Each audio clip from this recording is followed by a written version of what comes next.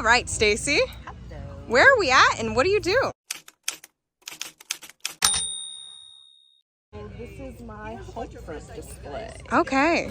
So, just kind of, it's a little bit of everything. Mm-hmm. So right here, this is kind of what I do a lot of, is war bonds. Because during the war, like, war bonds was life. Right. It was everywhere. So I have examples of, these are postal savings bonds as well as regular war bonds. Wow. You would buy a $25 war bond for $18.75. It would eventually mature and you would get your $25. That's how they financed the entire war.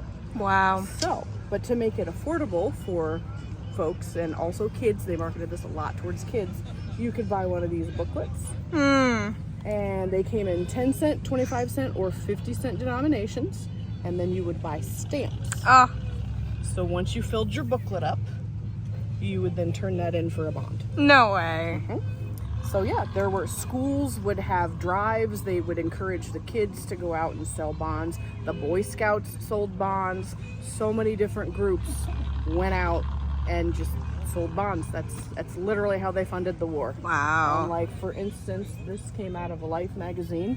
It says, your war bonds will buy the secret weapons we need to lick the enemy. So, and I don't have any of these yet. I'm working on it.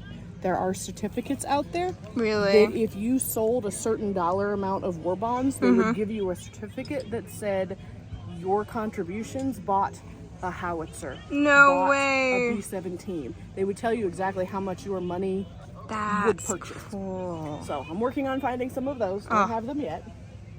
But yeah, so then I also have some sweetheart things. These are pillowcases. Here's a lady's apron. Oh, wow. And then I also have some jewelry and Oh, other gorgeous. little tidbits. Yeah. So, I see there's a lot of different ones. Are these representing like different loved ones where they might have been stationed? So these are just little things that your loved one that was in the military would send to you, or you could purchase yourself just as support for the troops. So there's Marine Corps ones, there's Navy ones, Army ones. Like, this one is just Hands Across the Sea, so that's our partnership with Britain. Ah, that's cool. So, yeah, and then I have a couple in here. So, at the time, they were talking about keeping Roosevelt as the president for the third term because he is the one that did everything for the war. So, a lot of people didn't want that third term. Other people wanted Roosevelt again. And I don't have one in here. I need to get one in here. He was running against Wilkie. So I have another badge that looks identical to these that says Wilkie for president. Oh, how cool. So I got to get it in there. Wow. So just different magazines, games of the era, and this is how important the war bonds were. Yeah, no joke. Wow. Buy war bonds. Oh. It was everywhere. So there's my little Hitler skunk. So any way to make fun of Hitler, it was done. So Right. this one I think is cool because this is by George Washington Carver. Obviously it's a repro, but he wrote a book on gardening. Okay. So, because gardening was pushed. Your victory garden was a big deal. They wanted you to grow your own food. Right. So that you weren't taking food away from the general supply because that was being sent overseas. Right. So that was a big push to grow your own food. Let's see, what else? Well, there's the car when we get there. Oh, beautiful.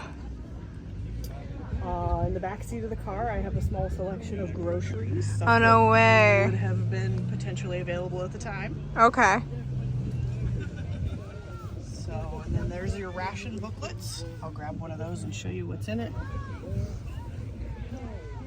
So every single person would have been issued a ration book. There were coupons in.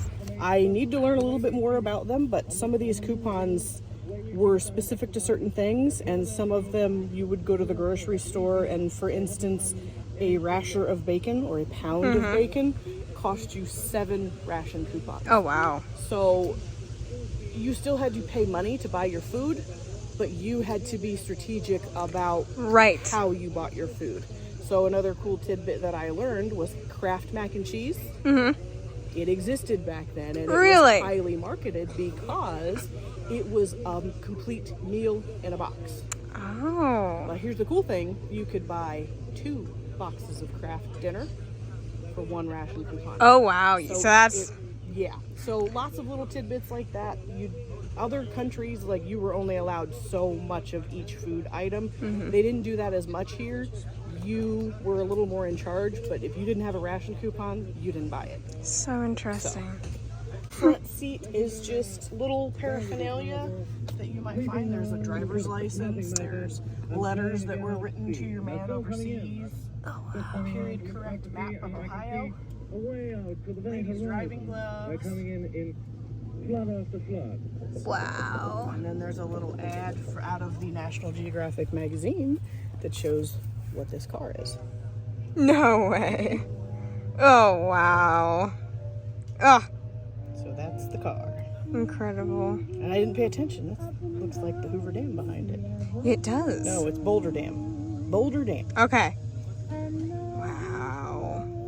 Oh, that's And so incredible. I cheat with my little speaker in the glove box to make it sound like radio. No. What? That's smart, though. I like that. And you want, like, the ambiance music. That just makes it, like, yes.